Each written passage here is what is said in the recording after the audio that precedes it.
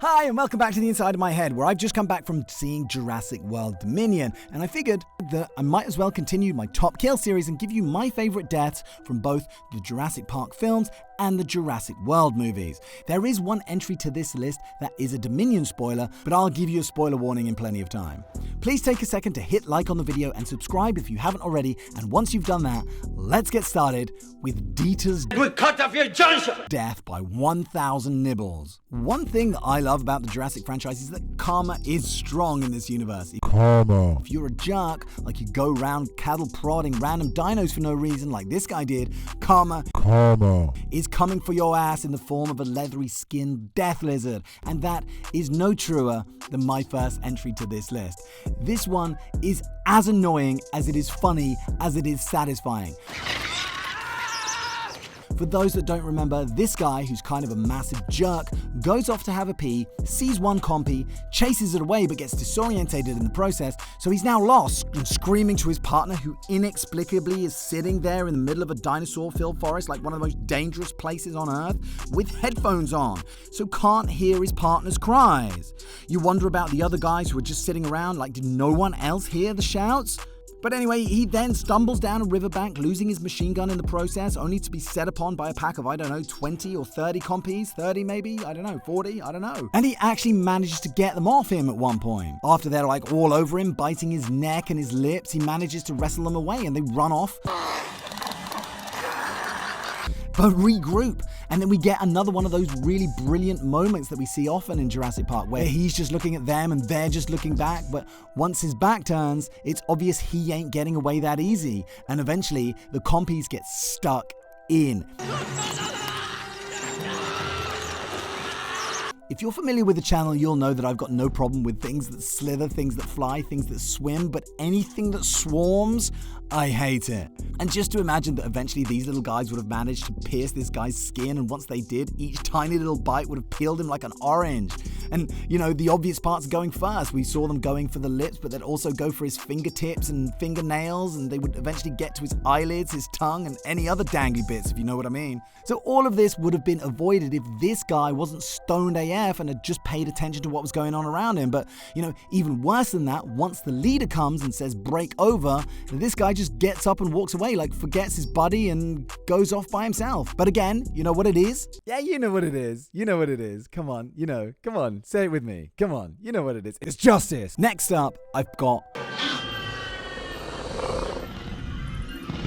the Raptors leave bait. So Jurassic Park 3 introduced us to the Isla Sorna variant of raptors, which I read somewhere is the next generation in the cloning process, but to be honest, I'd always assumed that they were just different variants, taken from a different sample from a different part of the world. But in JP3, we get yet more insight into these guys that not only hunted in packs, but communicated verbally to coordinate tactics and kill zones, and even wound one of their prey, in this case this poor guy, incapacitating him so he's lying there screaming for help, to lure out the other members of the prey's pack. Like the raptor digs in its claw to his back, either severing his spinal column or rupturing his lung, seemingly knowing that this wouldn't have been enough to kill him outright, but causing him enough pain to lie there crying for help. Now in this case, it didn't work out, like the woman fell from a branch and got stuck, which sprung the trap without actually them falling into it, if you know what I mean.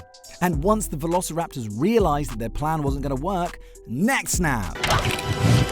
As a side note, I've always been a bit dubious that an animal would know that a neck break would be fatal. We saw it in JP3 with the Spino killing the T-Rex, but I've always thought that if an animal did break another's neck, it would always be kind of by accident more than anything. Like here, it seems more likely that the raptor would just rip the guy's head clean off, wouldn't it? Obviously, that's too gory for a PG-13 movie, but you know what I'm saying. Next up, death on the shitter.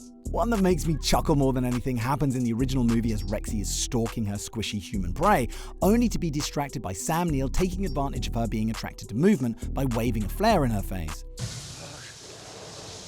Then Jeff Goldblum does the same, but after he throws the flare away, he continues to run instead of standing fast, meaning that the T-Rex is still able to see him. Rexy follows him as he scurries to the nearest shelter, which happens to be the hiding spot of this guy who's cowering in the dunny. But his safe place literally falls to pieces around him as the giant king of the lizard bulldozes it to the ground and lifts him into the air. Its arms are flailing, his legs are kicking. To be honest, I was pretty surprised that he wasn't bitten in half. But it's on this list because of this moment right here. That kind of awkward couple of seconds where he looks up at the T-Rex and the T-Rex looks back down at him, and they're both like thinking, how the fuck did this just happen? Before Rexy lunges in. So this one is the kill from Dominion that I mentioned earlier. If you don't want it spoiled, I'll leave the time code below so that you can skip it. You ready? 3, 2, 1. This one is the Giganotosaurus gets tag teamed. And no matter what you thought of Dominion, surely you can't deny that this was pretty epic. The Giganotosaurus gets stuck into the T-Rex, and it seems like Rexy is down and out and dead. But the Therizinosaurus shows up too, and whilst the Giganotosaurus is dealing with that, Rexy's eyes open and she throws herself at the Giga and pushes it onto the Therizinosaurus's ridiculously long claws. You know how difficult some of these are to say, right? It's on the list mainly because of this guy who I was not expecting to be as epic as it ended up being, let alone involved in the climatic battle. So I was super happy with this. Next up, Newman gets poisoned by the Dilophosaurus.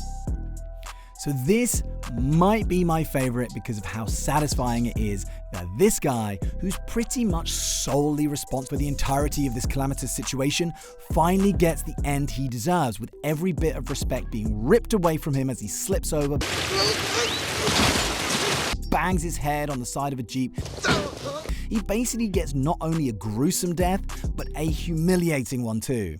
With his Jeep getting stuck and stranded on some rocks, and him flailing around in the floodwaters and mud, Nedry gets into a sinister game of hide-and-seeks with a reportedly juvenile Dilophosaurus.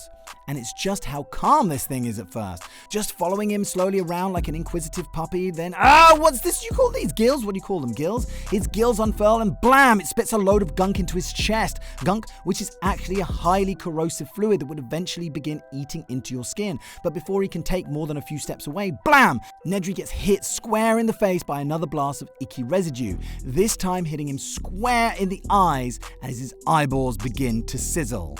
And once he manages to get back into the safety of his Jeep, well, it's there that the young Dilophosaurus has called shotgun, and that's where things would have got really gruesome, as this fairly modestly sized dino got his revenge for being taunted only a few minutes earlier by using its teeth and claws to rip away at anything that moves, twitches, or jiggles. Now, I need to rewatch the original movie as it's been a while, but am I right in thinking that this whole situation would have been averted if this guy hadn't just been such a greedy little shit and tried to steal the samples?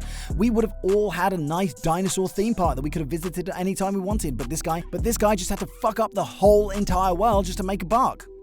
So, buddy, I think it's fair to say that you got what you deserved. But even as much as I loved all of these kills, I still have to put the Indominus Rex's death at the end of Jurassic World at the very top of the list. I've spoken about it before, but that whole battle was just epic moment after epic moment. The T-Rex's entrance, a character that we thought had been overshadowed, it was brought back in awesome style. Blue joined the fight in a really cool way, and then the Mosasaurus capping it all off made it just layer upon layer of awesome. Anyway, those are my favorite kills in the Jurassic franchise. Make sure you let me know yours in the comments below. As always, thank you so much for taking the time to watch my videos, and I will see you very soon for the next one. Thank you very much for watching, and cheerio, bye.